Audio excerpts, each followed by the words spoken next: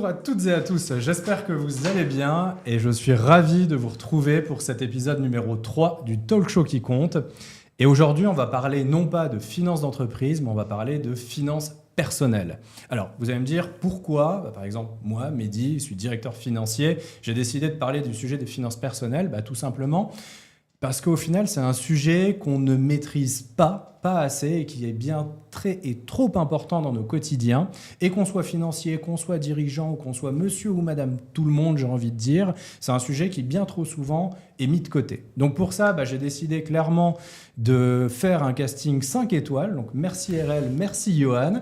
On fera les présentations juste dans la foulée. Je me permets quelques remerciements en amont. Donc déjà, merci aux sponsors, aux partenaires Finpal by Conto. Qu'est-ce que c'est que Finpal ? C'est une communauté d'experts en finances d'entreprise. On a un peu plus de 2000 et du coup, on se retrouve quasiment tous les jours pour parler à l'écrit de nos problématiques de gestion financière, entre autres, et échanger entre pairs. Et on vous met également le lien en description et n'hésitez pas à nous rejoindre. On remercie également le chat ou tous ceux qui nous ont posé en amont des questions et qui vont du coup un petit peu alimenter nos débats.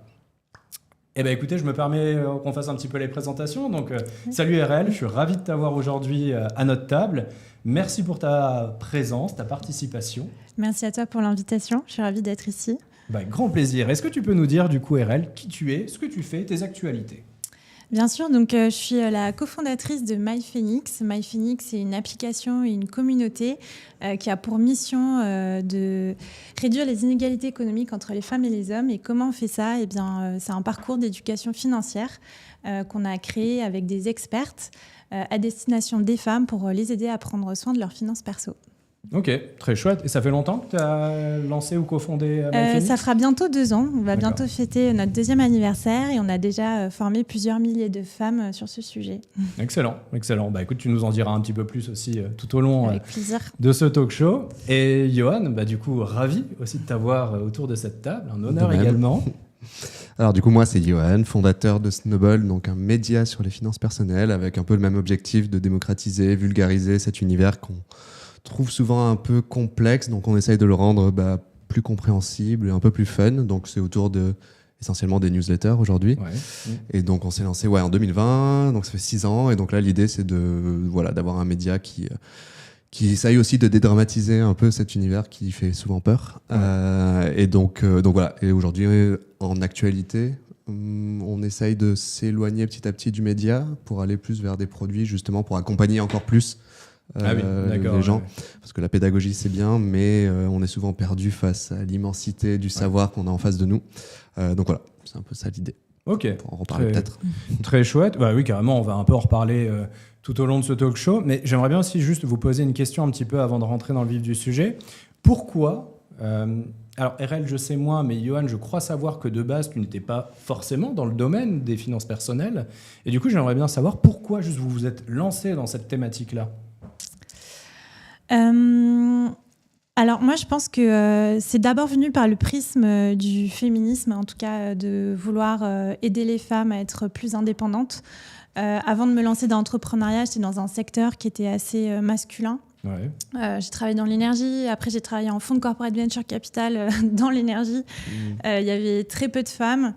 Ensuite, d'un point de vue personnel, quand j'ai commencé à m'intéresser au sujet de l'investissement des finances perso, je me rendais compte que c'était très tabou entre copines. Déjà, on en parlait très peu entre nous. D'accord. Quand j'essayais d'aborder le sujet, c'était tout de suite gros silence, assez de l'inconfort, du malaise sur ces sujets-là.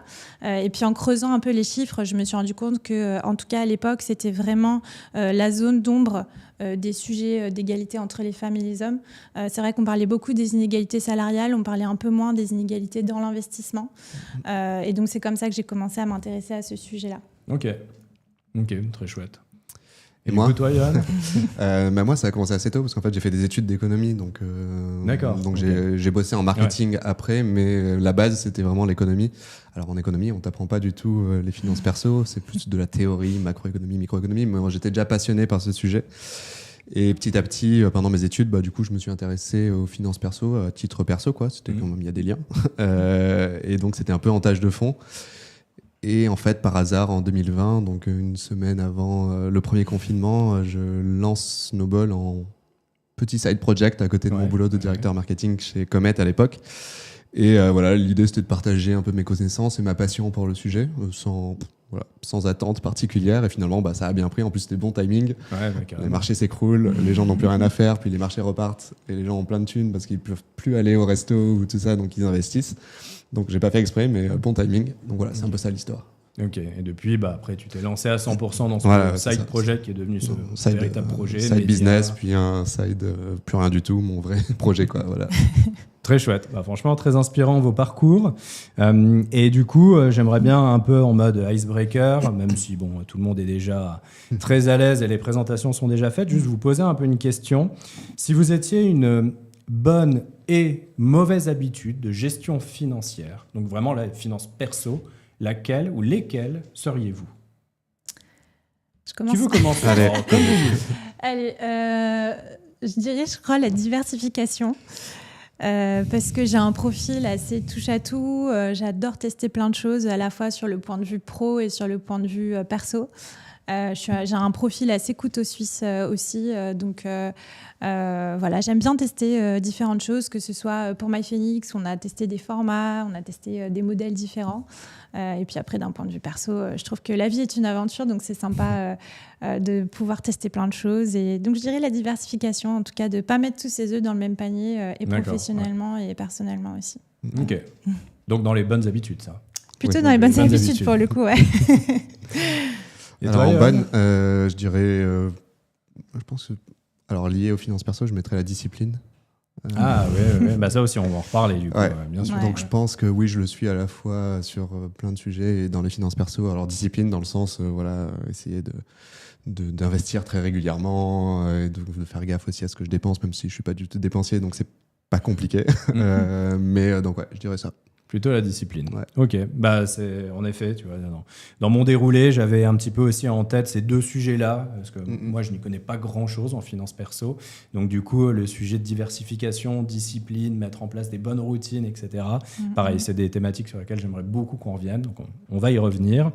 Et du coup, très chouette. Juste pour rappel, notre talk show est décomposé en 4 parties, donc on garde les mêmes et on recommence.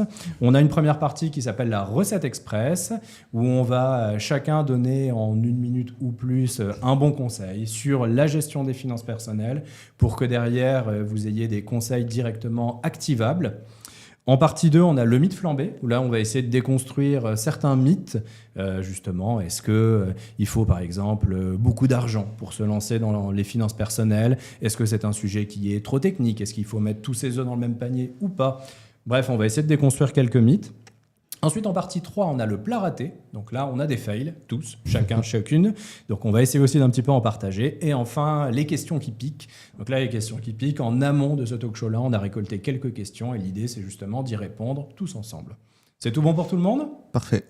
Excellent. Écoutez, dans ce cas-là, et côté régie, je vous propose qu'on passe à la partie numéro 1, à savoir la recette express.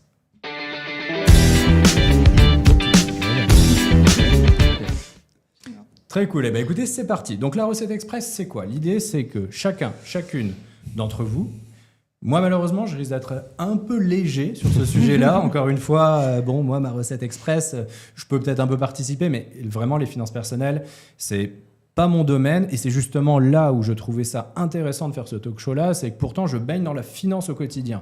Ouais. Et pour autant, j'ai des très mauvaises habitudes sur les finances personnelles. Donc je suis pas sûr d'avoir de recette express, mais c'est pas grave. J'aimerais vraiment beaucoup vous entendre. Et donc l'idée, c'est en 1 minute, voire un peu plus, donner vraiment une bonne leçon, une bonne masterclass pour que chacune qui nous écoute aujourd'hui puisse repartir avec un conseil activable. Si ça vous va, écoutez, moi, Johan ou RL, qui veut commencer ? Vas-y, je te laisse. Allez, on change. Du coup, ouais. Johan, on avait un petit peu, on voulait parler du sujet... je veux commencer à investir, mais j'ai peur de me tromper. Ça, c'est clairement quelque chose qui revient très fréquemment. J'imagine que tu le vois au quotidien. Ouais. Du coup, c'est quoi la recette simple pour se lancer sans faire de bêtises ? Alors, du coup, je pense qu'il y a 2 choses. La première, c'est d'éviter en tout cas, c'est de penser à son scénario catastrophe et de faire en sorte qu'il n'arrive pas. Et on parle souvent d'épargne de sécurité. Donc en gros, pour moi, il faut commencer un peu par là. C'est de se dire, OK, quand j'ai cette épargne de sécurité, donc souvent on parle de 3 à 6 mois de dépenses obligatoires, donc le loyer, les prêts, etc., nourriture, tout ça. Donc commencer par ça, donc créer cette épargne de sécurité. Une fois qu'elle est créée, je pense que les débutants, souvent ce qui fait peur, c'est l'incompréhension.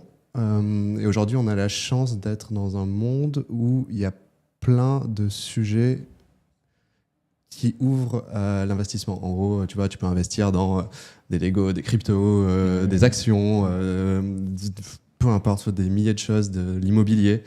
Et donc, je pense que c'est bien de commencer par un sujet qui nous passionne, parce que du coup, on va avoir moins peur, parce qu'on connaît le sujet, on a une passion pour le sujet. Je vais donner un exemple. Le neveu d'une amie, à 16 ans ou 15 ans, il a commencé par investir dans des sneakers, les baskets. D'accord, basket, il connaissait bien le sujet, donc il achetait, il revendait, il achetait, revendait. Donc il a créé de la confiance, tu vois, il a commencé à comprendre. Et ensuite, il s'est mis dans les ETF, dans les actions. Donc ça lui a ouvert la porte. Donc je dirais que de commencer par un sujet qui nous passionne, c'est un peu ce qui évite la peur et ça débloque assez rapidement. Évidemment, il y a des gens qui vont dire les cryptos c'est trop risqué, donc il faut pas commencer par ça, mais en vrai ça me dérange pas de commencer par les cryptos tant que ça t'ouvre justement cette porte pour ensuite te diversifier comme tu disais et ainsi de suite. Donc voilà, commencer par épargne de sécurité et un sujet qu'on connaît un peu ou qui nous passionne, c'est pas mal. Qui nous passionne, ça permet d'y aller plus facilement, même si le sujet qui nous passionne est potentiellement risqué en termes d'investissement. Là, tu parlais des sneakers, j'imagine que c'est un produit qui est plutôt risqué. Tu vas pas mettre tout ton patrimoine dans les sneakers. Voilà. Non, c'est clair. Mais du coup, toi, tu recommandes, indépendamment du niveau de risque, peut-être adapter le niveau d'épargne, mais tu recommandes vraiment d'aller vers des sujets qui nous passionnent. Ouais, ça permet de rentrer un peu dedans. Parce que très souvent... Malheureusement, je ne sais pas, mais en tout cas, on rentre dedans par notre banquier qui va nous conseiller une assurance vie, là où quelqu'un qui nous conseille la base d'un PER. Mais en effet, ce n'est pas forcément des sujets qui nous passionnent. C'est ça. Donc on n'y va pas, on remet ça à plus tard et au final, on n'y va jamais. Exactement. Ok. C'est ça l'idée. Bien résumé. Non, mais en effet, très, très chouette. Et du coup, de ton côté, RL, et pour le coup aussi, c'est une thématique qui intéresse aussi beaucoup de notre audience. Là, on est plutôt côté aussi dirigeant. Ouais. Clairement, dirigeants, on voit, ne s'intéressent pas ou ont un manque de connaissances qui est vraiment important sur le sujet de la gestion des finances perso. Donc du coup, on a voulu s'intéresser à ça. Et du coup, si on se dit, je suis indépendant et ou dirigeant, mes revenus varient. Ça, c'est un grand classique. D'ailleurs, il y a beaucoup d'études qui montrent que je me demande si ce n'est pas un dirigeant sur 2 les 3 premières années qui ne se paye pas. Enfin bref, il y a quand même une étude qui est assez importante. Là, j'ai envie de te dire, si mes revenus varient, si mon revenu dans mon entreprise, c'est un peu ma clé ou ma variable d'ajustement, c'est quoi la recette simple pour un budget qui tient plutôt debout ? C'est une super bonne question. Déjà, je pense que quand on entreprend, on le fait aussi parce qu'on recherche de la liberté. Et c'est hyper important de s'intéresser à ce sujet des finances personnelles parce qu'il ne faut pas subir son entreprise et il ne faut pas non plus que l'entreprise subisse nos finances perso. Dans le sens où quand on est stable financièrement, ça permet aussi de prendre les bonnes décisions pour son entreprise et pas prendre des décisions par manque ou peur d'une instabilité future. Donc ensuite, sur les tips, je pense qu'il faut aller chercher de la stabilité là où on peut. Donc la première chose déjà, c'est du bon sens, mais déjà ça va être de séparer son compte pro de son compte perso. Ça peut paraître très logique comme ça, mais nous quand on fait des sondages auprès de communautés d'entrepreneurs, on se rend compte que c'est pas forcément la chose la plus fréquente qu'on peut trouver. Surtout quand on est indépendant. C'est ça, exactement. Peut-être dans les plus grosses structures, évidemment, c'est une évidence, mais sur des plus petites structures, parfois, on peut vite mélanger les deux. Donc, séparer pro-perso. Ensuite, ça va être de se verser un salaire, vraiment comme si on était finalement salarié de son entreprise, donc la même chose tous les mois. Pour ça, quand on a un peu de recul, c'est déjà de regarder quel va être son chiffre d'affaires sur les 6-12 derniers mois et à partir de là, vraiment se verser un salaire sur cette base-là. Donc ça, je dirais, c'est les 2 premières étapes. Et ensuite, la 3e étape, ça va être vraiment de se faire donc, une épargne de sécurité, vraiment en cas de coup dur, pour pouvoir justement, si vraiment on est dans une phase assez compliquée avec son entreprise, pouvoir prendre le relais peut-être un peu sur cette épargne-là, même si ce n'est pas l'idéal. Mais en tout cas, ça permet d'avoir une certaine tranquillité d'esprit. D'accord. Ok. Écoute, très chouette. On revient aussi un peu sur ce sujet de simplicité, discipline. On a un petit peu abordé, mais selon vous, surtout j'aimerais bien qu'on revienne sur le côté discipline. Pareil, si vous aviez 2-3 tips très facilement activables et très concrets, qu'est-ce que ce serait ? Le côté vraiment discipline, tous les fins de mois, ok, je sais pas si je suis dirigeant ou autre, si j'ai décidé d'investir dans tel ou tel produit, juste qu'est-ce que je dois faire ? Vas-y. Je vais faire une analogie avec le sport. Parce que c'est pareil, c'est un domaine où la discipline est clé pour avoir de la progression. Et je pense que les finances personnelles et l'investissement, c'est la même chose. C'est essayer de trouver du plaisir dans ce qu'on fait. Et nous, c'est souvent ce qu'on recommande, en tout cas sur MyPhoenix, on a mis tout un petit protocole, c'est de trouver déjà de se mettre une routine pour piloter ses finances et de les lier à un moment agréable. Se dire que c'est un moment pour soi, c'est presque prendre soin de soi, prendre soin de ses finances. Donc, se créer un cadre sympa, pourquoi pas aller dans un coffee shop. Alors, si t'aimes bien les bougies, Johan, pas de souci. Mais en tout cas, je pense créer une routine agréable. Déjà, ça permet d'y aller, même quand on n'a pas forcément envie. C'est comme parfois, on va courir, il pleut. C'est pas forcément ce qu'on a envie de faire. Mais on a aussi cette vision, ces objectifs en face. Donc, se créer ce petit moment, ça peut être très chouette. Voilà. Ok, très chouette. Justement, tu parlais d'objectifs. Ouais. Est-ce que ça passe aussi par la définition avant d'objectifs, peut-être les mettre à jour fréquemment Oui, complètement. Je pense que déjà, avant de parler d'objectifs, ça peut être intéressant de parler de vision. Nous, en tout cas, quand on accompagne nos utilisatrices, on se rend compte que souvent la vision, elle n'est pas très claire et les objectifs le sont encore moins. Et finalement, c'est ça qui va aussi alimenter cette discipline, c'est de se dire on fait tout ça avec un but bien précis en tête. Donc, en tout cas, déjà une fois par an, revoir sa vision, s'assurer que on est toujours aligné avec ce qu'on s'était imaginé au début de l'année. Et puis ensuite, on a se fixer des objectifs à court, moyen, long terme. Nous, on utilise la méthode des objectifs SMART. Donc, c'est des objectifs qui sont bien définis sur le temps, sur des montants, etc. D'accord. Et puis ensuite, se mettre une routine régulière. Je pense que déjà, pour le budget, peut-être faire un petit check-up une fois par semaine, assez rapide, voir si tout roule. Puis ensuite, une fois par mois. Okay. Et après, quand on n'est plus sur des sujets d'investissement, etc., là, on est sur une fréquence un petit peu moins élevée. Voilà. Ok, très clair. Et du coup, toi, Johan ? Deux tips. Allez, le premier, je dirais, souvent on dit ça, c'est dès qu'on est payé ou dès qu'on a reçu sa paye, de mettre de côté l'argent qu'on veut investir ou épargner. Combien de pourcents ? Si t'avais... En vrai, il y a des gens, ils peuvent que... Enfin, ça dépend si tu gagnes un SMIC avec une famille ou si tu gagnes 20 000 euros et t'es solo, quoi. Oui, bien sûr. Donc, c'est dur à dire, mais ce qu'on peut, quoi, je dirais, tout simplement. Donc ça. Et ensuite, je dirais, le meilleur allié de la discipline, je pense, c'est l'automatisation. Donc, si tu peux tous les mois automatiser ce que tu investis, au moins tu y penses plus, c'est fait automatiquement, c'est prélevé sur ton compte, tu as ton plan d'investissement. Aujourd'hui, il y a plein d'applications qui permettent d'automatiser tout ça. C'est plutôt pas mal. Donc, ces deux trucs-là. Ok. Et se forcer derrière, je pense, à ne pas piocher dedans, parce que tu peux très bien mettre une règle où j'ai pas 15% qui part en épargne. C'est pour ça que tu as le matelas de sécurité, normalement, tu vois. C'est pour justement éviter de vendre tes actions ou tes ETF, ou peu importe, tes investissements, quoi, parce que du coup, c'est un peu dommage de se retrouver un peu le couteau sous la gorge et de devoir vendre, alors que du coup, ça aurait pu continuer à prendre de la valeur. En plus, potentiellement, si tu es en plus-value, il va falloir payer des impôts sur ce que tu as vendu. Donc, ça complexifie tout, quoi. Ouais. Ok. Okay. Et je pense aussi, et c'est en lien avec ce que tu disais, c'est utiliser des outils, en fait, des outils qui nous conviennent. Il y a plein de choses qui existent. Donc, il y a des personnes, ça va être plutôt le tableau Excel assez classique. Moi, c'est plutôt mon cas. Mais après, il y a plein de plateformes aussi qui permettent d'avoir vraiment des dashboards pour piloter son budget, etc. Mais je pense que les outils sont clés aussi pour... Et justement, vous en avez quelques-uns à citer ?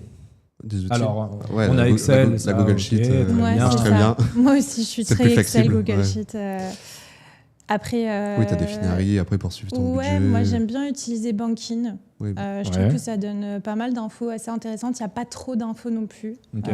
Voilà. Ouais. Banking, ça agrège, c'est ça, tous tes comptes bancaires et ça les catégorise un peu. Oui, ça permet de catégoriser les dépenses et d'avoir un aperçu en temps réel de où est-ce qu'on se situe par rapport à son budget. Je trouve que c'est assez pratique. La prise en main est très facile. Donc, d'accord. Voilà. Non, mais moi, je te dis, c'est Google Sheet. Hein. Non, mais en vrai, ce que j'aime bien avec les Google Sheets, c'est que c'est hyper flexible. Donc, tu crées l'outil qui te convient, tout simplement. Ouais. Parce que l'inconvénient des outils, alors moi, j'avais utilisé Bankin, qui est très bien aussi, je suis d'accord. Même Finari, c'est très bien. Sauf que tu te retrouves avec un outil qui est très figé et souvent qui peut faire un peu peur parce que c'est complexe. Ouais.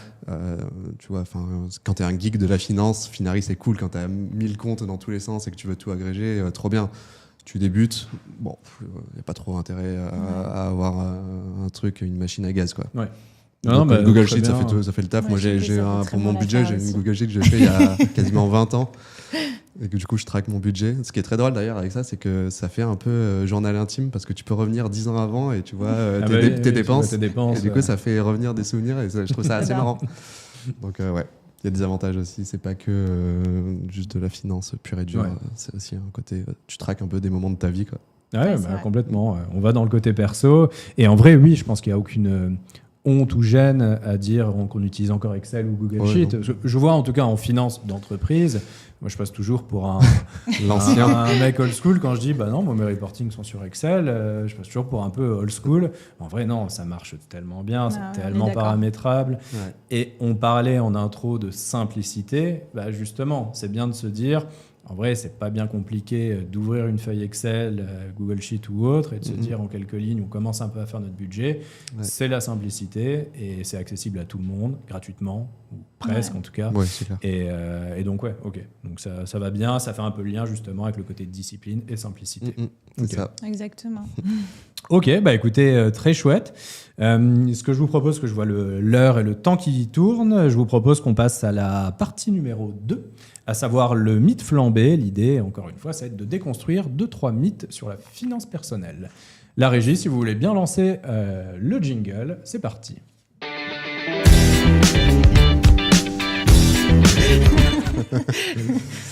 Et pour ça, écoutez, gros budget accessoire, comme vous pouvez le voir. C'est une finale. C'est pas encore la casquette Finpal, mais c'est vrai, il faudrait pour le prochain épisode qu'on fasse la demande. Mais voilà, l'idée, c'est quoi ? C'est qu'on a listé une bonne vingtaine, on va dire, de mythes sur la finance personnelle. Des mythes qui peuvent être vrais ou faux, ou entre les deux, ou selon vos interprétations, on verra. Et l'idée, voilà, c'est pendant une petite dizaine de minutes qu'on en tire un peu au sort et qu'on essaye de les argumenter et idéalement de conseiller derrière pour qu'encore une fois, on puisse repartir avec des conseils qui soient directement activables. Allez. Qui veut se lancer ? Allez. C'était moi tout à l'heure. Donc j'en ai mis une vingtaine. S'il y en a avec lesquels on n'est pas à l'aise, on passe. S'il y en a qui sont trop personnalisables, pareil, on passe. L'idée, c'est vraiment d'être à l'aise. Alors, lequel t'as pioché ? Alors, j'ai pioché, je dois trouver le produit parfait avant de me lancer. En plus, c'est drôle parce que je trouve qu'on entend souvent cette phrase, effectivement, sur cette idée de cocher toutes les cases, que tous les voyants soient au vert pour se lancer. Déjà, est-ce qu'il y a un produit parfait ? Je ne pense pas, même pour chaque personne. C'est encore une fois, l'idéal, c'est quand même de diversifier. Ouais. Et je pense que c'est une super occasion aussi pour parler du mindset qui peut être intéressant à avoir quand on investit. Et en plus, là, on s'adresse à des dirigeants, à des entrepreneurs. C'est cette idée de growth mindset, de se dire, en fait, on va aussi apprendre en faisant quelque part. Et dans l'investissement, ça marche aussi. Donc, on va peut-être se tromper. Je pense qu'on s'est tous peut-être déjà trompés dans l'investissement. Mais c'est comme ça qu'on apprend. Donc, c'est pour ça que ça peut être intéressant de commencer petit aussi et d'y aller progressivement. Mais voilà, en tout cas, se dire, pas attendre de trouver le produit parfait, commencer à se lancer. Déjà, ça, c'est une première étape. Et puis voilà, il y aura peut-être des erreurs, mais c'est comme ça qu'on apprend aussi. Ouais, c'est vrai que c'est intéressant. Tu vois, pour le coup, ça reprend mon expérience, là vraiment. Où moi, je suis exactement dans cette situation-là, où je ne maîtrise pas trop, j'avoue, les sujets de finances perso. J'ai la base de la base qui m'a été conseillée à l'époque par quelqu'un en banque et par un ami qui faisait un peu de conseils en gestion de patrimoine, enfin bref. Mais du coup, j'ai jamais souhaité me lancer, déjà, par peur de manque de connaissances, et deux, par peur de justement, je n'avais toujours pas trouvé le produit parfait, celui qui me faisait vibrer à la fois sur le côté, on va dire, éthique, valeur, mais à la fois sur le côté rentabilité à court terme, etc. Et pourtant, il y a eu des opportunités, des propositions, mais du coup, je ne me suis jamais lancé, et au final, on ne fait jamais rien. Donc, oui, ça, en effet, c'est quelque chose qu'on voit souvent. Ouais, et moi je vais juste rebondir vite fait, mais je pense qu'il faut faire gaffe aussi aux produits trop parfaits. Ça peut être un red flag. Parce qu'on voit ça arrive en plus de plus en plus souvent. Là, même d'ailleurs, souvent, il y a des, je sais pas si ça t'arrive sur Insta, mais des usurpations d'identité d'autres comptes qui te promettent que genre ils se font passer pour Snowball. Ils disent viens sur notre compte WhatsApp, on a du 30% de rendement annuel ou des trucs comme ça. Et là tu dis génial, 30%, c'est génial. Et, en fait non, il faut faire gaffe. Donc si c'est trop parfait. Ouais, alors justement, si tu avais en gros les quelques red flags d'un produit trop parfait, on les imagine, mais c'est vraiment histoire de bien souligner. Dès qu'on dit c'est trop bien, c'est que c'est qu'il y a un problème quelque part déjà. Rendement élevé. Rendement élevé, court terme. Déjà, ça c'est pas. Ça, là, c'est les deux trucs vraiment gros red flags. Et ensuite, t'as plein d'indices. Du coup, sur les comptes Insta, vérifier que c'est pas quelqu'un qui a changé une lettre, un Snowball avec 3 lettres. C'est du coup de vérifier le site internet, enfin des petits trucs comme ça, d'aller checker quelle est la maison mère de la boîte, si c'est un truc un peu fumeux à Chypre. Ça veut pas dire qu'à Chypre il y a que des mauvaises boîtes, pas du tout, mais voilà, creuser un peu, donc vraiment mener l'enquête quoi, tout simplement. D'accord. Okay. Et les produits trop parfaits ne peuvent toucher qu'une certaine catégorie d'actifs d'investissement, ou tu peux aussi le retrouver même dans l'immobilier par exemple, partout. T'as eu des pyramides de Ponzi dans tous les sujets, que ce soit l'immobilier, dans les plants de cannabis, il y a eu un moment un truc qui avait cartonné, tout le monde voulait en acheter et finalement ça s'est écroulé, bref. D'accord. Là j'ai vu des trucs sur les fraises, une boîte qui permet d'acheter des fraises qui revendent avec des rendement de 20%, je sais pas quoi, mais enfin n'importe quoi. Oui, donc c'est surtout quoi. Okay, donc vraiment, vous pouvez faire gaffe à tout. C'est pas que la bourse. Le gros red flag, c'est souvent sur le forex. Il y a beaucoup de. Le forex, c'est donc les taux de change. Je pense que les gens connaissent ici. Mais du coup, là, il y a énormément de trucs où en fait c'est des formations que tu dois ensuite revendre à d'autres personnes, donc c'est plus de la pyramide de Ponzi. C'est un Ponzi déguisé. C'est ça. Donc faire gaffe à ces trucs là. Okay. Parce que c'est vrai qu'on en voit beaucoup en effet sur Insta des c'est pas du copy trading, non? Dans le copy trading il y a beaucoup de trucs aussi. Et pourtant, quand on les voit passer, on a l'impression que ces personnes, en tout cas, gagnent très bien leur vie. Lamborghini à Dubaï, etc. Faut attention aux belles promesses. Je pense que c'est ça ce qu'il faut retenir. Dès que la vitrine est trop belle, en général, c'est qu'il y a un peu anguille sur roche. Ça veut pas dire que c'est forcément mauvais, mais il faut faire gaffe, quoi. Ok. Voilà. Écoute, très clair. Je te propose, Johan, de piocher un petit mythe numéro 2. Alors, qu'est-ce que j'ai ? L'immobilier, c'est toujours un bon plan, quoi qu'il arrive.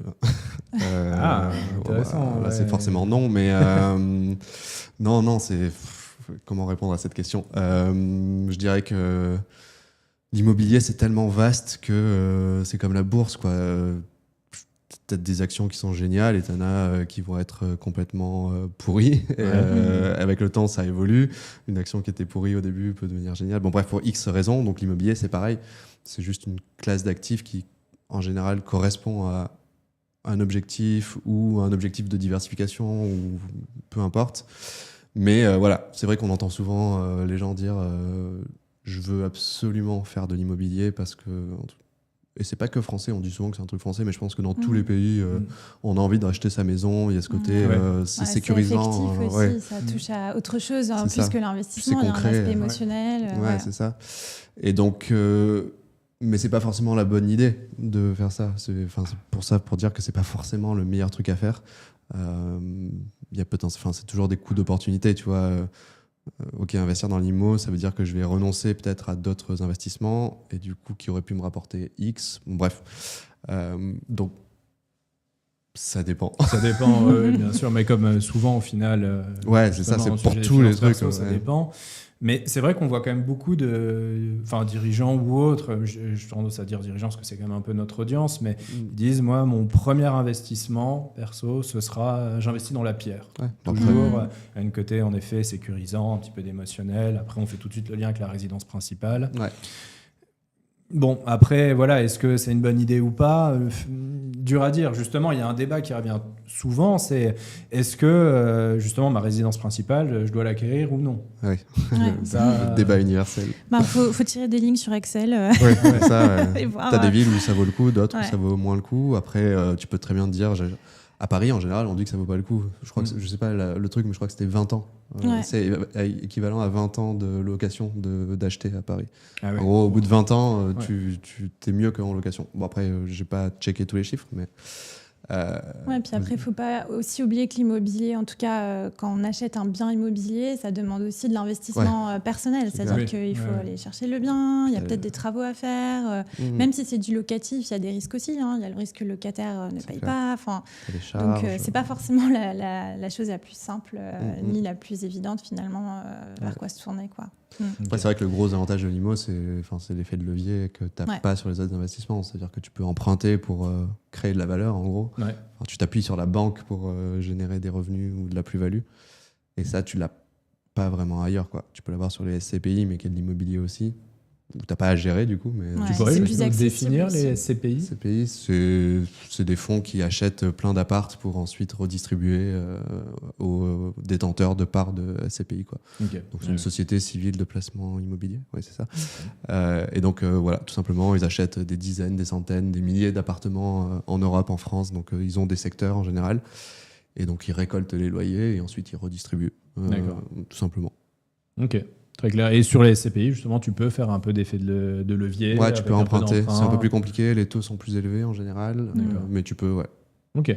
Donc ça peut valoir le coup si on n'a pas envie de gérer toute la partie gestion locative, les charges, la copro, tout ça, quoi. Ce qu'on aime. Moins de charge mentale. Ok, bah écoutez, très chouette. Il nous reste encore un tout petit peu de temps. Je vous propose qu'on en fasse peut-être encore une ou deux, si ça vous va.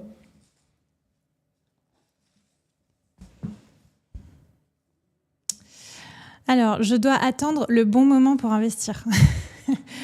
Ça reprend un peu au final la première que tu aviez piochée sur est-ce qu'il faut le produit parfait, etc. Ouais, on peut un peu élargir. De toute façon, c'est impossible de savoir si c'est le bon moment ou pas. Donc, c'est là où la discipline et la régularité payent aussi.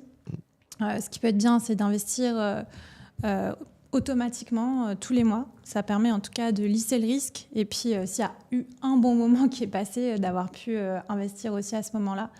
Mais en tout cas, déjà, pas attendre le bon moment parce que le bon moment, on ne saura jamais si c'est le bon moment ou pas. Jamais, donc, c'est toujours dans cette logique de se lancer. Et puis, la régularité est hyper importante. Donc, c'est ce qu'on appelle du DCA aussi. C'est d'investir la même somme régulièrement pour pouvoir lisser le risque et puis être sûr que on investit comme il faut. Ok. DCA, juste tu pourrais Dollar Cost Averaging. Ok, d'accord. Un anglicisme encore, il y en a beaucoup dans la finance. Ouais, c'est vrai que c'est souvent ce qu'on dit. C'est le premier meilleur moment, c'était hier, et le deuxième, c'est aujourd'hui, quoi. Il n'y a pas vraiment de... Donc il faut se lancer, c'est tout, quoi. Okay. Même si c'est 10 € par mois. C'est pas... Et le timing est clé. Dans tous les cas, c'est l'investissement. On parle d'investir quand même sur du moyen long terme. On n'investit pas pour retirer l'argent le lendemain. Donc, il ne faut pas attendre. L'autre mot dans la phrase, c'est à part le bon moment, c'est le côté attendre. Et là, pour le coup, non, il faut commencer le plus tôt possible. C'est comme ça aussi qu'on permet la magie des intérêts composés d'opérer. Voilà. D'accord, ok. Ok. Bah, je crois que justement, on parlera des intérêts un petit peu composés tout à l'heure, il me semble. Si tu veux. Allez, on peut en faire une petite dernière. Si ça Dernière, vous va. vite fait. Diversifier, c'est ouvrir des comptes partout et tester tous les trucs à la mode. Bon, oui, mais non. Enfin, oui, en théorie, tu diversifies si tu fais ça, mais est-ce que c'est la bonne chose à faire? Je pense pas. Moi, j'en ai partout. Je pense que toi aussi, peut-être, si t'aimes bien tester des trucs, tu disais. Ouais.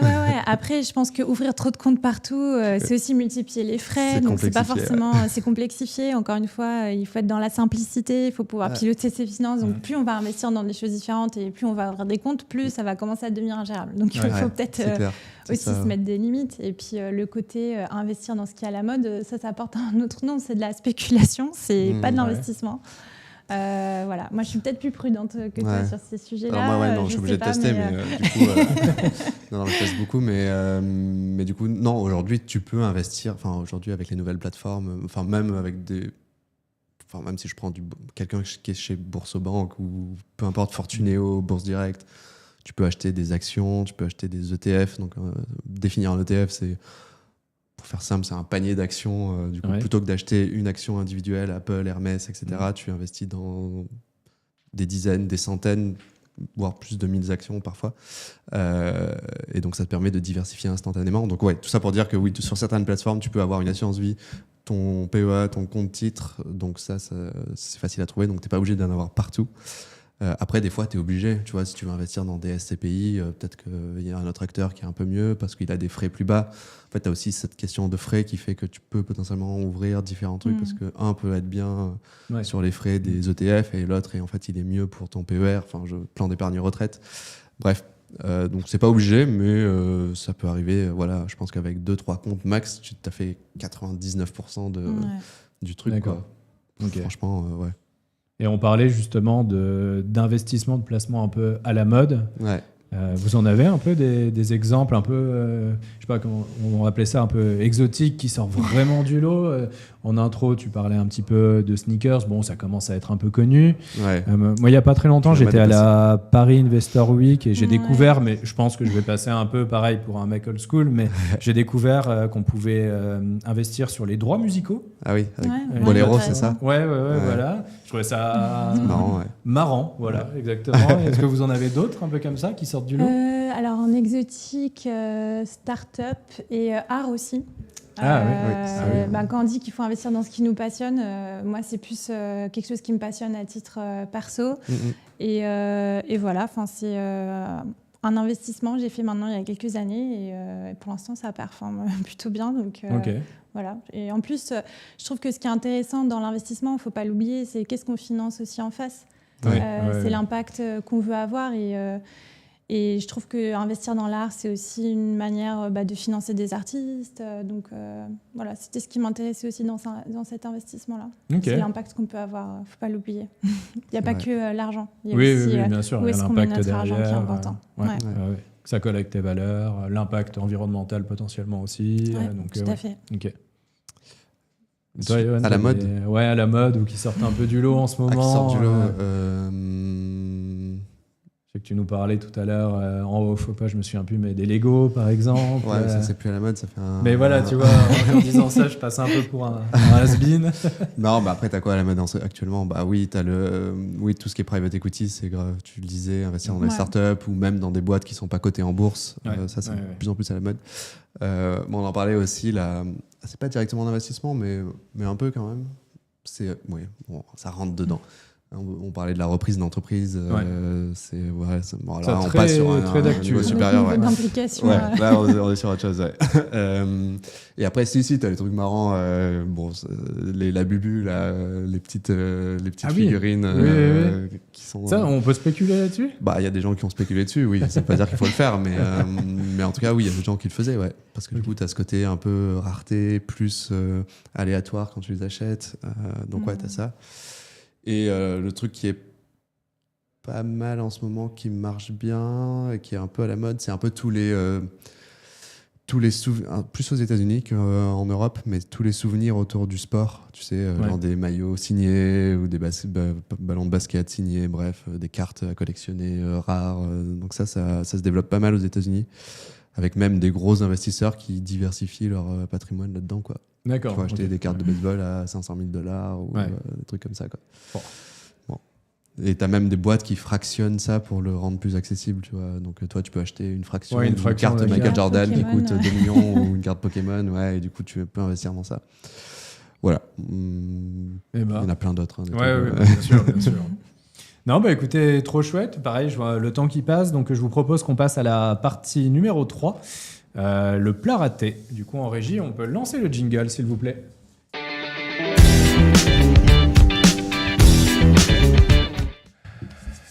Très cool. Écoutez, le plat raté. Alors là, le plat raté, pourquoi ? Parce qu'on l'a dit un petit peu, le sujet des finances personnelles, c'est bien, ça peut faire peur. Il y a potentiellement une petite barrière à l'entrée sur les connaissances, les compétences, etc.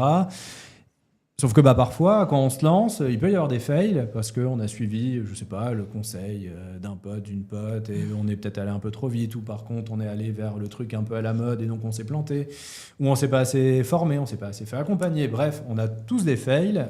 Moi-même, alors que j'ai quasiment rien fait, mais j'ai déjà des fails.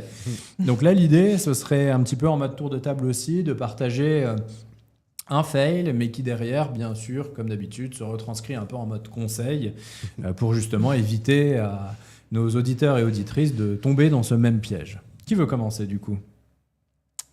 Allez. À moi ? Comme tu veux, ouais. Allez. Johan, je crois que tu voulais nous parler d'un petit retour d'expérience sur les effets de levier ?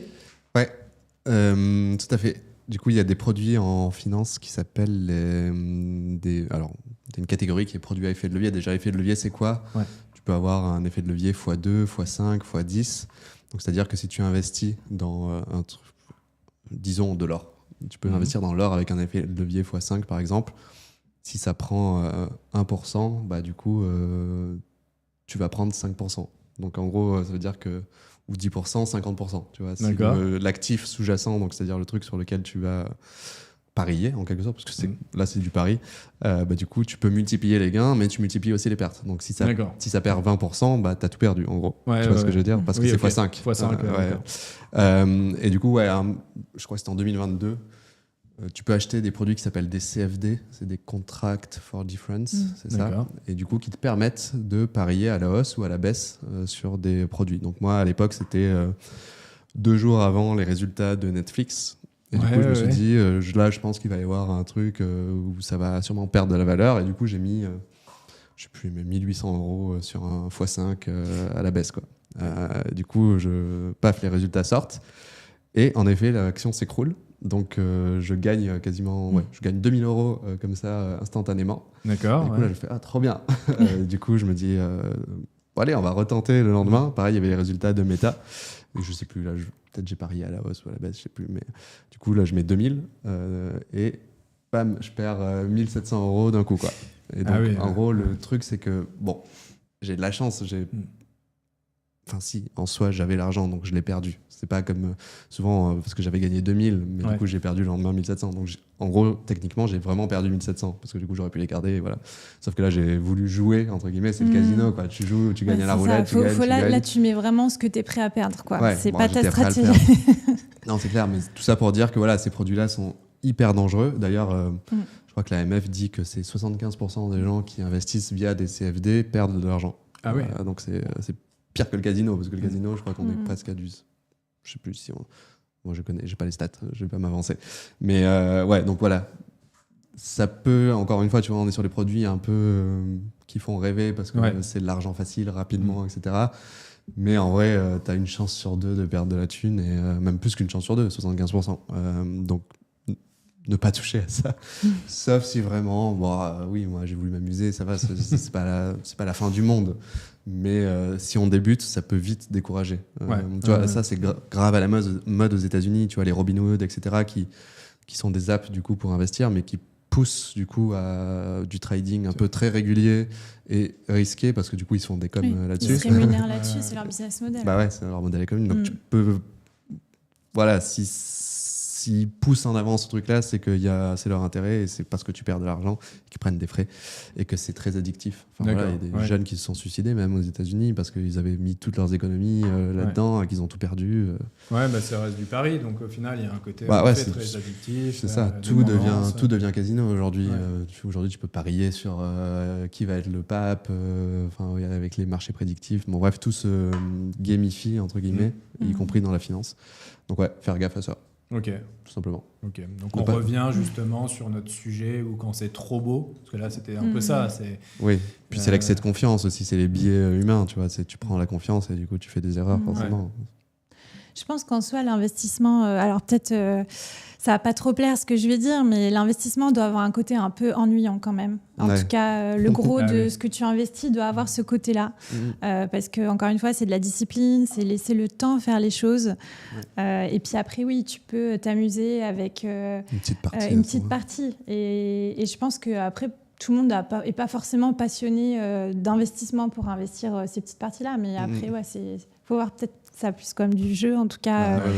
Mais je pense que malheureusement, avec les réseaux sociaux, on entend beaucoup parler de cette petite partie et moins de la grosse partie un peu ennuyante de l'investissement qui va prendre des années, mais qui finit par payer sur le long terme. Donc, faut pas oublier cette partie-là aussi.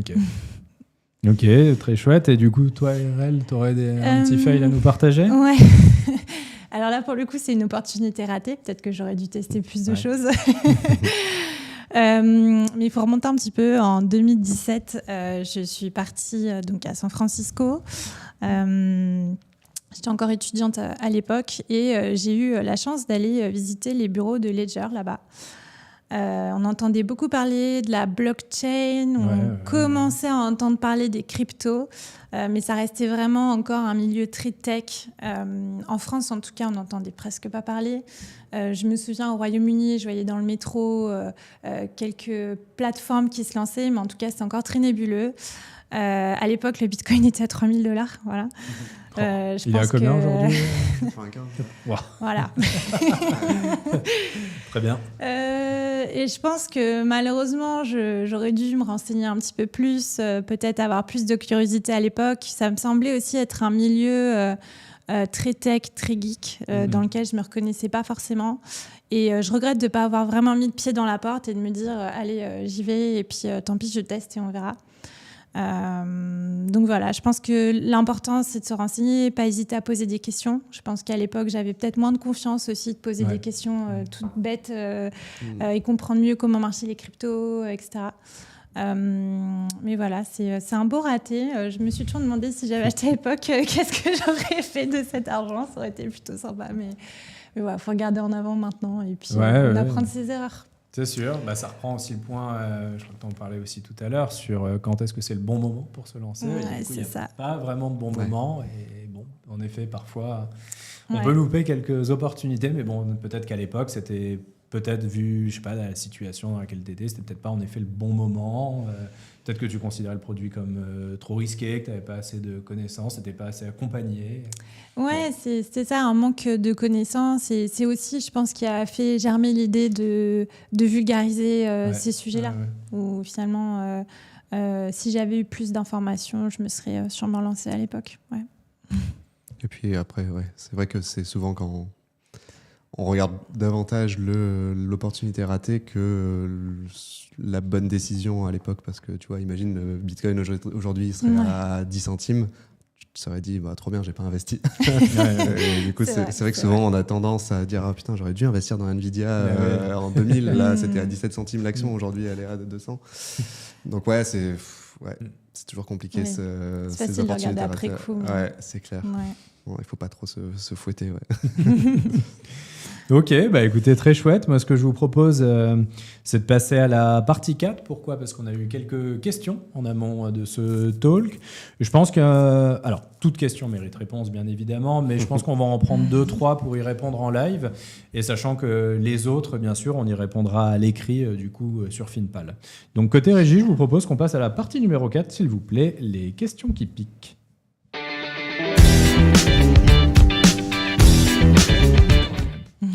Donc du coup, je vous le disais, en amont dans tout le plan de com, etc. de ce talk show, on a essayé de récupérer quelques questions qui nous semblaient pertinentes, et donc on va y répondre en live. Et pas d'inquiétude pour toutes les autres questions qui sont venues popper avant ou même après. On y répondra en live sur Finpal, donc avec grand plaisir pour qu'on puisse s'y retrouver, qu'on vous fasse des réponses écrites et bien rédigées. Je vous propose, je sais pas, je vais en prendre une un peu au hasard, idéalement qu'on n'a pas traité. Est-il nécessaire de remplir son livret A avant de commencer à investir, comme c'est souvent conseillé? C'est vrai que c'est souvent conseillé par nos amis. Où est-ce que tu as eu ce conseil, Mehdi? Donne-nous des noms. Côté banque, c'est vrai que souvent on nous dit mettez de l'argent sur votre livret et après on verra les autres solutions, etc. Et bon, voilà. Non. Ok, donc c'est catégorique. Voilà, ça s'arrête là. Non, enfin, il faut mettre de l'argent de côté, c'est sûr, et qu'il soit disponible rapidement. Ça, on l'a vu en cas de coup dur. Ça dépend de chacun et de chacune. Ça peut être 3 à 6 mois de charge. En tout cas, nous, c'est ce qu'on conseille. Et ça dépend aussi de si on est seul, si on a une famille, si on a beaucoup de dépenses courantes ou pas. Bon, il faut savoir que le livret A est plafonné. Donc peut-être il y a des personnes, ça va vite arriver à ce plafond-là. Et il est plafonné à combien, vous savez? Alors, j'ai pas le montant exact, mais c'est 20 et quelques mille euros. 20 et quelques, ouais. Ouais, il y a peut-être des personnes qui vont arriver à ce plafond-là sur le livret A. Donc dans ce cas, le livret A, c'est rempli. Mais sinon, c'est rare. Mais sinon, voilà, pour moi, c'est l'utilité du livret A, c'est ça, c'est avoir de l'argent à disposition. Et encore, on peut aussi mettre de l'argent sur du fonds en euros dans de l'assurance vie. Ça, c'est aussi une autre solution, c'est mieux rémunéré. Mais voilà, en tout cas, sur cette question du livret A, le but n'est pas de le remplir. D'accord, ok. On n'est pas obligé de le remplir à partir du moment où on a notre épargne qu'on a calculée de précaution, qui, elle, pour le coup, est sur un livret, inutile qu'elle soit sur un compte courant, je pense. Oui, c'est mieux. Oui, c'est pas mieux. Tant que ça travaille un peu. Voilà, tant que ça travaille un petit peu. Après, le reste, on peut diversifier. Ok, très clair. Je pense que tu partages rien à rajouter. le avis. Ok, justement, tout à l'heure, tu évoquais les ETF. On en entend beaucoup parler, vraiment, partout. Mais pour autant, tout le monde nage un peu. J'ai encore, moi, du mal même à bien comprendre. Alors, tu l'as bien défini tout à l'heure, donc ça semble un peu plus clair. Mais il y avait une question, justement, par rapport à ça. Quels sont les risques inhérents aux ETF? Et si tout le monde achète, est-ce que la valeur tombera? Alors du coup, si tout le monde achète, est-ce que la valeur tombera? Je ne sais pas trop ce que ça veut dire, parce que c'est plutôt le contraire. En gros, donc si je prends un ETF, par exemple, prenons l'ETF CAC 40. Donc ça veut dire que dans cet ETF, il y a des actions qui correspondent à la capitalisation de chaque... donc pondérées. Donc par exemple, LVMH pèse très lourd dans cet ETF CAC 40 parce que c'est la... je ne sais plus sûr si c'est les premières capitalisations boursières en France, mais bon, bref. Ou Hermès, peut-être. Je disais ça pourquoi donc oui, tu achètes cet ETF, et donc si tu achètes un ETF CAC 40, automatiquement, tu investis dans ces 40 entreprises. D'accord, ouais. Et donc, si tout le monde achète un ETF CAC 40, la valeur de ces entreprises va augmenter. C'est l'offre et la demande. Donc, donc c'est juste que l'offre, elle est fixe. S'il n'y a pas d'émission, partant du principe, toute chose égale par ailleurs, il n'y a pas d'émission, il n'y a pas d'émission d'actions, donc il y a 100 000 actions. Du coup, si tu as 65, je dis n'importe quoi, c'est pas les bons chiffres, mais si tu as 60 millions de personnes qui achètent un ETF, ça va exploser le cours. Donc, non, si tout le monde investit dans les ETF, après, tu as des risques systémiques avec les ETF qui sont plus... on va pas rentrer dans les détails parce que ça devient un peu technique, et même moi, j'ai pas tous les trucs, mais... tu peux avoir un phénomène, tu vois, moutonnier, où en fait, du coup, les gens investissent dans un truc et du coup, ils investissent dans tout, et donc tu as des valorisations qui vont être un peu déconnées parce que ça reflète pas vraiment le marché, versus, tu vois, si tu achètes une action Hermès plutôt que Total, du coup, là, la valeur de Total va baisser parce que du coup, voilà, et donc ça aussi, ça indique où veut aller le marché. Là, dans les ETF, ça indique plus trop, quoi, ça investit dans tout. Bref, donc tu as ce risque-là. Et du coup, la première partie de la question, c'est quoi? La première, c'est justement les risques inhérents. Ah oui, les risques. Ah oui, après, non, aussi, après, tu as plein de risques. tu vois, investir dans un ETF CAC 40, souvent on dit que c'est pas ouf parce qu'il est très concentré, tu n'as que 40 entreprises, alors que tu as des ETF, par exemple le S&P 500, donc c'est l'équivalent du CAC 40 mais aux États-Unis, mais tu as 500 entreprises. Et pour autant, tu dilues ton risque. Plutôt que d'investir sur une entreprise du CAC 40, là, tu investis sur les 40 d'un coup. Donc oui, en effet, tu dilues le risque et potentiellement, tu dilues les rendements, même si c'est faux, parce que le S&P 500 a fait beaucoup mieux que le CAC 40 sur les 20, même sur les 100 dernières années, je pense. Et donc, pourquoi je disais ça ? Oui, parce que du coup, voilà, ça dépend des ETF dans lesquels tu investis. Et puis, tu as des ETF qui vont être hyper chargés en frais. Donc, parce que quand tu investis dans un ETF, tu payes des frais de gestion. Ouais. Donc, ça peut être, en général, si c'est moins de... On dit que si c'est moins de 0,2% pour les gros ETF, c'est très bien. Mais tu peux avoir des ETF qui coûtent cher, genre 0,7, 0,8. Et donc, du coup, ça va venir grignoter justement les fameux intérêts composés. Donc, les frais, c'est un peu l'inverse des intérêts composés, quoi. C'est exponentiel, mais dans l'autre sens. Okay. Donc, tu as ça comme danger. Et puis après... oui, tu peux te dire j'ai envie d'investir dans un ETF, je sais pas, j'ai n'importe quoi, Asie, et puis en fait l'économie asiatique elle part en récession, ton ETF il va partir, il va chuter quoi. Okay. Donc c'est pour ça que même quand tu investis dans des ETFs, après tu as des ETF, tu as le MSCI World, donc là qui investit dans plein d'entreprises dans le monde, mais qui est toujours extrêmement concentré sur les États-Unis parce que c'est la locomotive encore économique. Donc ouais, t'as à peu près les mêmes risques que dans les actions, mais du coup de plus dilué, du coup plus macro, on va dire. Ouais. D'accord. Voilà quoi. Mais après, tu as tellement d'ETF différents. Je crois qu'aujourd'hui, tu as plus d'ETF que d'actions qui sont cotées sur les marchés américains. Je crois qu'il y a 4500 et quelques ETF et 4000 actions. Alors qu'il y a 10 ans ou 20 ans, tu avais genre 1500 ETF et toujours le même nombre d'actions, à peu près 4500. Donc ça devient grave à la mode. Ouais, et tu en as vraiment sur tout et n'importe quoi. Voilà. Il y a même des ETF sur les véganes, les entreprises. Ouais, d'accord. C'est assez marrant, je trouve que moi j'aime bien regarder, chercher un peu les ETF originaux.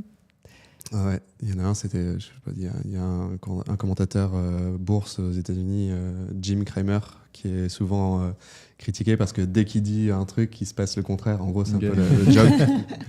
Et du coup, tu as un ETF qui est le inverse Kramer, et du coup, ils investissent dans l'inverse de ce qu'il dit, quoi. Et donc, voilà, tu as vraiment de tout, quoi. Ok. Non, écoutez, très chouette, mais je vous propose qu'on fasse juste une dernière question, parce que c'est quand même quelque chose qui revient souvent, surtout quand on parle des finances perso, c'est un peu le côté accompagnement. Et justement, en plus, vous êtes très bien placé pour en parler. Mais de base, on fait quand même plutôt référence ou écho aux conseillers en gestionnaire de patrimoine, les fameux CGP. Et justement, il y a une question qui était, avec l'avènement des ETF, mais des différentes plateformes, etc., est-ce qu'aujourd'hui, il y a encore un intérêt, en 2025 ou 2026, en fonction de quand on nous écoute, des conseillers en gestionnaire de patrimoine? Question très large. Pour moi, oui. Et j'ai peut-être un peu encore à l'encontre de la tendance. Mais en fait, tout dépend du temps qu'on a envie de passer sur ces finances. Je pense que nous, là, on est vraiment un petit écosystème. On est passionné par ces sujets-là, donc on aime bien y passer du temps. Je connais plein de personnes qui n'ont pas envie de passer des heures et des heures dans la gestion de leur investissement, de leurs finances. Donc, dans ce cas, le CGP, ça peut être intéressant. Ça peut être intéressant pour avoir des réponses à ces questions, d'être rassuré. Et je pense que c'est comme les médecins ou les psys, il faut en voir plusieurs avant de choisir le bon aussi. Et puis, le CGP a un rôle assez large aussi, c'est-à-dire qu'il y a le côté investissement, mais il y a le côté aussi fiscalité, il y a le côté transmission du patrimoine. Donc moi, je trouve que c'est quand même intéressant de se faire accompagner sur ces sujets-là pour optimiser ses investissements, être sûr qu'on va dans la bonne direction. Voilà. Okay. Mais c'est pas... comment dire, c'est pas à l'opposé de faire certaines choses par soi-même, en fait. On peut trouver son propre équilibre aussi comme ça. Ouais. Non, mais oui, je suis d'accord. Même, moi, techniquement, je suis CGP, CIF, conseiller en investissement financier, parce que j'avais passé ça au tout début. Okay. Donc avec l'accréditation, l'immatriculation à l'ORIAS, c'est ça? Ouais. Okay. Et du coup, même là, j'ai fait appel à un CGP récemment sur des sujets très spécifiques, tu vois, genre c'était plus rémunération justement dirigeant pour optimiser tout ça, tu vois, holding, etc.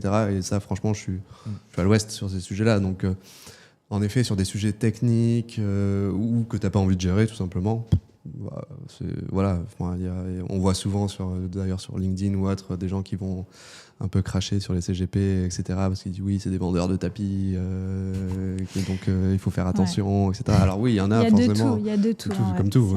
Comme tu as des très bons psys, tu as des très bons médecins, tu as des médecins un peu moins bons. Bref, je suis d'accord avec toi sur la comparaison. Mais sur des sujets techniques où tu te sens pas à l'aise, c'est très bien de passer par un CGP. Okay. C'est mieux que de rien faire. Oui, c'est mieux. Même s'il y a des frais, de toute façon, les frais, tu payes un service, quoi, tout simplement. Voilà. Il ne faut pas voir ça de façon négative. Après, évidemment, des fois, tu peux avoir des frais excessifs et il faut faire gaffe. Mais voilà. Okay. Juste être vigilant sur les frais et sur les produits qu'on te vend. Donc, parfois, demander un deuxième avis, ça peut être cool, tu vois, un peu comme le médecin, d'avoir un deuxième avis. Je suis d'accord sur le fait d'en parler autour de soi, de se faire parfois même des recos. Je trouve que les avis, c'est hyper important là-dessus. Et puis, ça permet de lever le tabou sur l'argent. Justement, d'en discuter avec ses potes. Ok, bah écoutez, très clair. Je vois qu'on arrive tout doucement un petit peu au bout de ce petit talk show. Ouais, déjà. On a déjà passé à peu près l'heure. Donc, bon, en mot de conclusion, clairement, déjà, merci beaucoup. Merci à vous deux, clairement. Parce que voilà, c'est sûr qu'en 1 heure, on ne peut pas aller dans le fond de chaque sujet sur la gestion des finances perso, décomposer chaque actif, etc. Mais au moins, c'est bien. Je trouve qu'on a quand même démystifié certains mythes, certains tabous. On a posé quelques bases également. On a parlé de vos retours d'expérience, de quelques anecdotes. Et je suis sûr, en tout cas dans l'audience qui a l'habitude de nous écouter, que ce sera extrêmement utile parce que franchement, ça reste encore un sujet pour lequel il y a beaucoup de pédagogie à faire. Et du coup aussi, merci à vous de faire ça, parce que vous le faites au quotidien. Donc franchement, je pense qu'on en a encore du boulot. Grandement besoin. Il y a beaucoup de boulot. Donc franchement, ne lâchez rien, tout simplement. Mais vous êtes très bien partis pour. Donc merci à vous deux. C'était franchement très chouette. Avec plaisir. Merci à toi. Très sympa. Merci bien évidemment à Finpal, le partenaire, et pour toutes les questions qui ont été posées en amont ou après. Ce qu'on fait, c'est un petit peu comme chaque épisode, on va les remettre sur le forum, donc Finpal, et on va y répondre à l'écrit. Comme ça, vous aurez aussi une trace, indépendamment de la vidéo, vous aurez une trace écrite qui me permet aussi parfois de prendre un petit peu plus le temps. Donc merci. Je peux rajouter un petit quelque chose. Bien évidemment. On a créé une communauté, une sous-communauté de Finpal qui est spéciale finance perso entrepreneur. Ouais. Donc n'hésitez pas à rejoindre le groupe challenge du finance perso sur Finpal. On a fait quelques articles sur le sujet et on sera aussi ravis de répondre à vos questions. Trop chouette, trop chouette. On s'y retrouve en tout cas. Merci à vous deux, c'était très chouette. Merci à vous toutes et tous qui nous écoutez, qu'importe quand, où, comment, etc. N'hésitez pas à mettre un commentaire, vous abonner. Pareil, je ne sais pas où vous êtes, sur quelle plateforme, bref. Et on se retrouve du coup très vite dans un prochain épisode. À bientôt tout le monde. À bientôt. Et côté régie, on écoute.